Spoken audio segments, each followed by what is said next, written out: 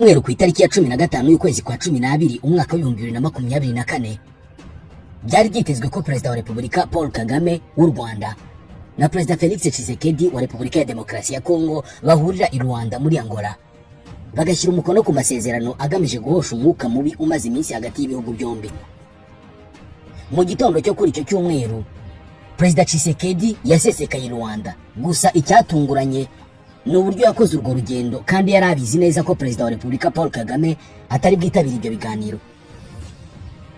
Mbere y'uko abayobozi b'ibihugu byombi bajya muri Angola, ba minisitiri b'ububanyi n'amahanga b'ibihugu byombi bari bahari aho ngaho i Rwanda.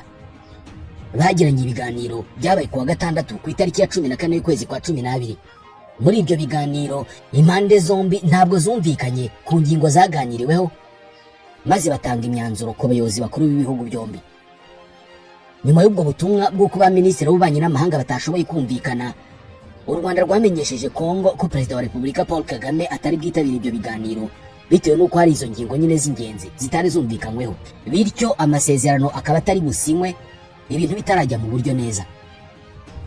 Ahagana saa 7 z'urukerera ku cyumweru nibwo u Rwanda rwatanze ubwo butumwa bumenyesha Kongo ko Perezida Paul Kagame atari bwitabire. Gusa nyuma y'uko Kongo yakiriye ubwo butumwa, yafashe icyemezo cyo gukomeza urugendo rwa Perezida Tshisekedi akajya muri Angola, kabone nubwo yari abizi neza ko Perezida Paul Kagame atari bujyeyo. Minisitiri w'ububanyi n'amahanga wa Repubulika ya Demokarasi ya Kongo, Therese Kayikwamba Wagner, yatangaje ko icyo cyemezo cyafashwe Kongo yamaze kubona amakuru. Ati saa 7 za mu gitondo, nyuma y'amasaha arenze 6 y'ibiganiro, amakuru yaraje avuga ko u Rwanda rwavuye muri ibyo biganiro kubera ko Perezida Paul Kagame w'u Rwanda ataza kwitabira. Ikibazo gikomeye abantu bakomeje kwibaza ni ingingo yari ikubiye muri aya masezerano itarumvikanyweho n'impande zombi, ku buryo byarangiye aya masezerano bayahagaritse. Kugira ngo tubisobanukirwe neza, ni ngombwa gusobanukirwa umuzi w'ibi biganiro. Niba hari ushaka kwereka ibitangaza byakozwe n'abantu hano ku isi, mwereka umwambaro wambaye wakozwe n'abantu bo muri Bangladesh, uyu munsi ukaba wambaye uri hano mu Rwanda. Buri kanya mu nyanja z'isi haba hari ibihumbi by'ubwato bwikoreye toni zirenga miliyari 10 z'ibicuruzwa biva hariho hose ku isi bijya hirya no hino ku isi. Uku niko Global Shippers igeze ibicuruzwa ku bayigirira icyizere, bakayituma mu bihugu nk'Ubushinwa, Ubuhindi, Turukiye, Ubuyapani, Leta Zunze Ubumwe za Amerika. Bafasha abantu kandi kugura ibicuruzwa bitandukanye kuri internet ku mbuga nka Amazon, Alibaba, eBay n'izindi. Iyo batumye ushobora kubaha avance ya 50% andi ukazayishyura nyuma. Niba wateganyaga kujya mu mahanga kurangura, ibyiza nuko wareka kwivuna. Iby'uko isi yabaye umudugudu uzabyerekwa na Global Shippers.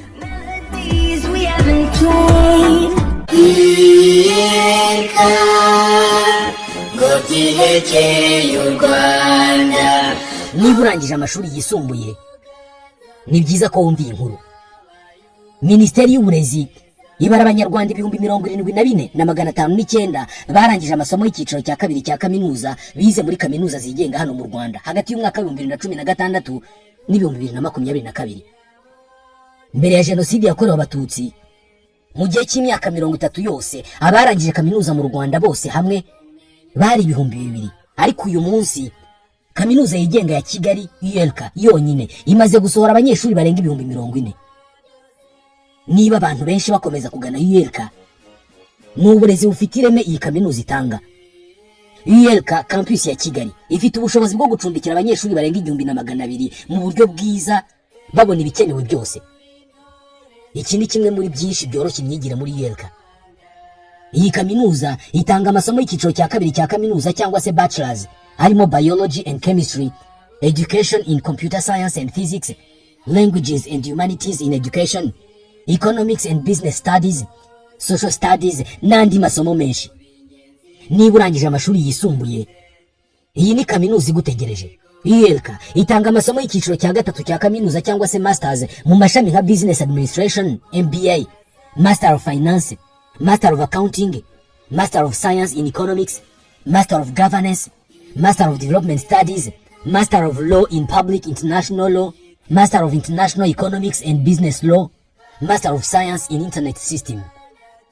hanyuma ninde watanga uburezi muri iki kinyejana ngo yibagirwe gushyiramo amasomo ya tekinike, imyuga n'ubumenyingiro? Uwo ntabwo ari ULK. Niyo mpamvu iyi kaminuza ifite ULK Polytechnic Institute itanga amasomo arimo electrical technology, electronics and telecommunication technology, construction technology na land surveying engineering. Ni amasomo urangiza uhita ujya mu kazi. ULK ifite campus ya Kigali ariyo cyicaro gikuru ndetse na campus ya Gisenyi.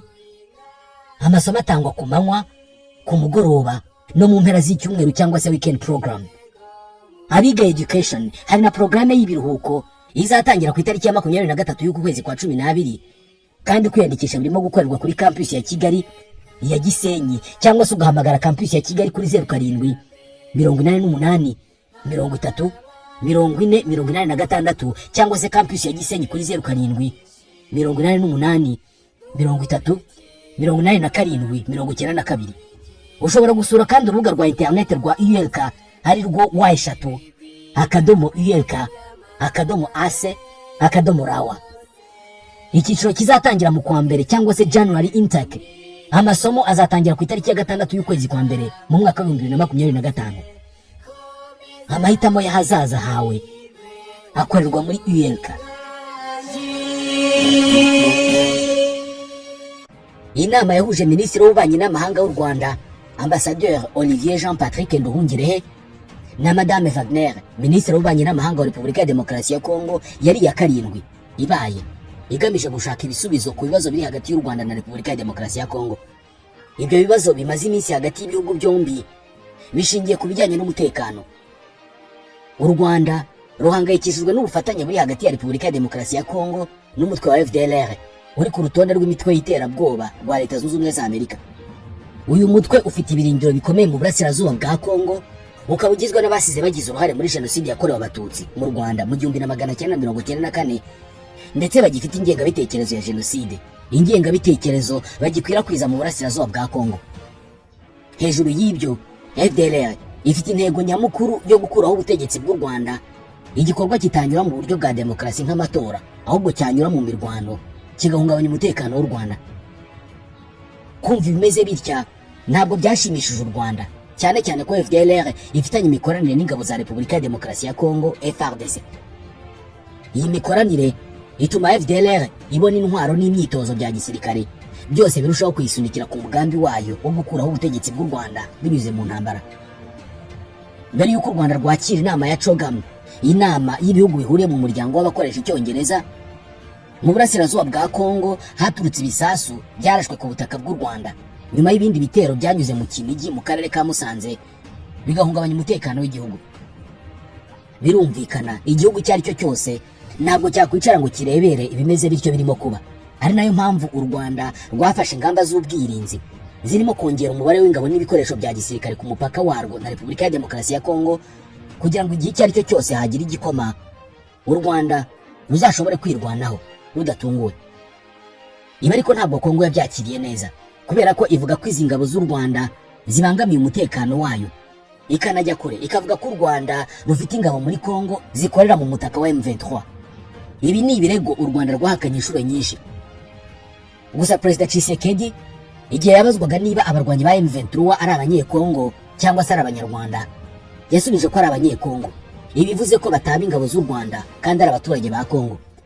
Uko kutumva ibintu kimwe byakunze guteza ibibazo bitandukanye, birimo n'imvugo z'abayobozi cyane cyane ku ruhande rwa Kongo, aho Perezida Tshisekedi yavuze ko azakora ibishoboka byose agafasha buri wese ufite umugambi wo guhungabanya umutekano w'u Rwanda no gukuraho ubuyobozi bw'u Rwanda.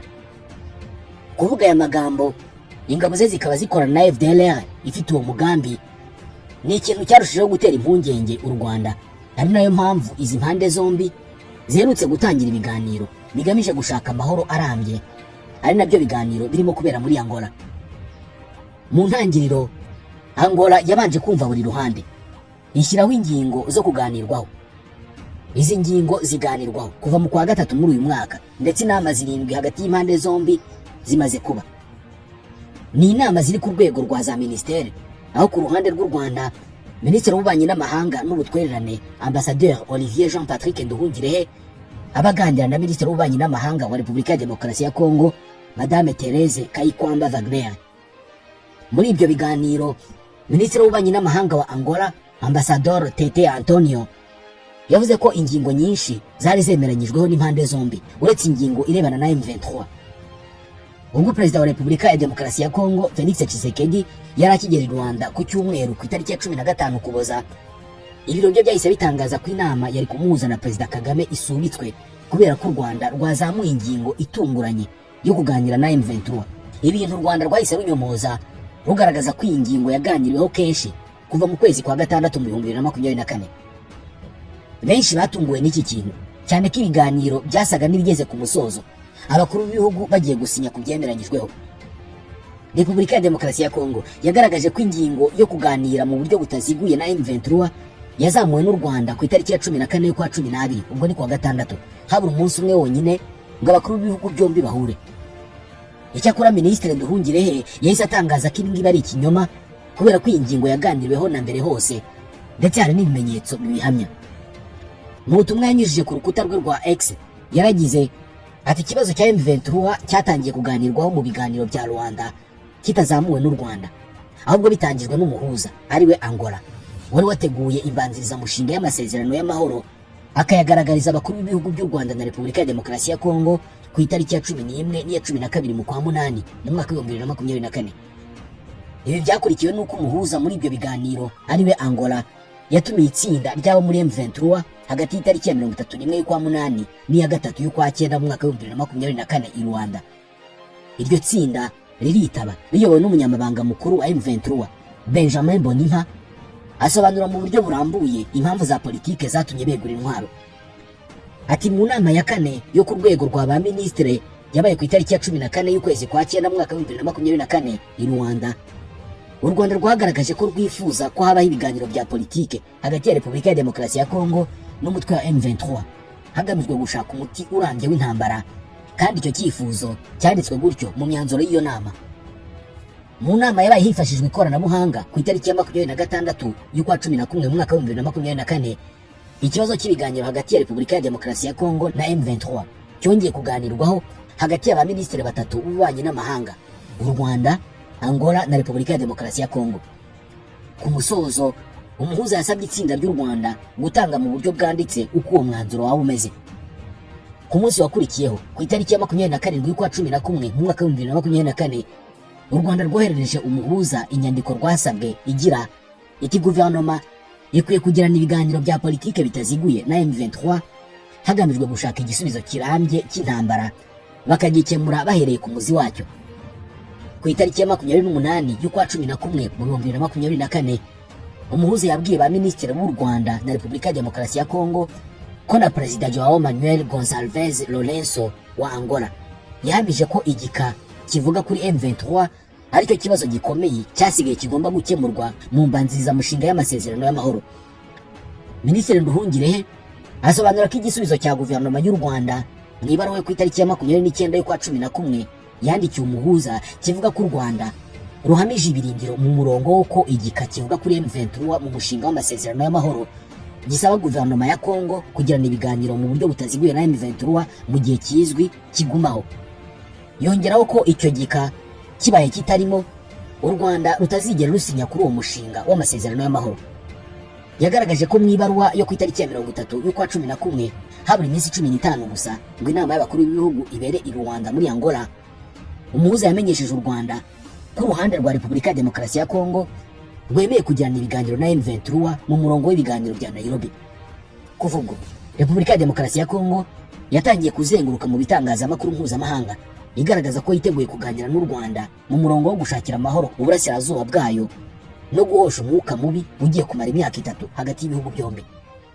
Repubulika ya Demokarasi ya Kongo kandi yavuga ko izafatanya n'u Rwanda mu gushakisha, gusenya no gucyura abarwanyi b'umutwe w'iterabwoba wa FDLR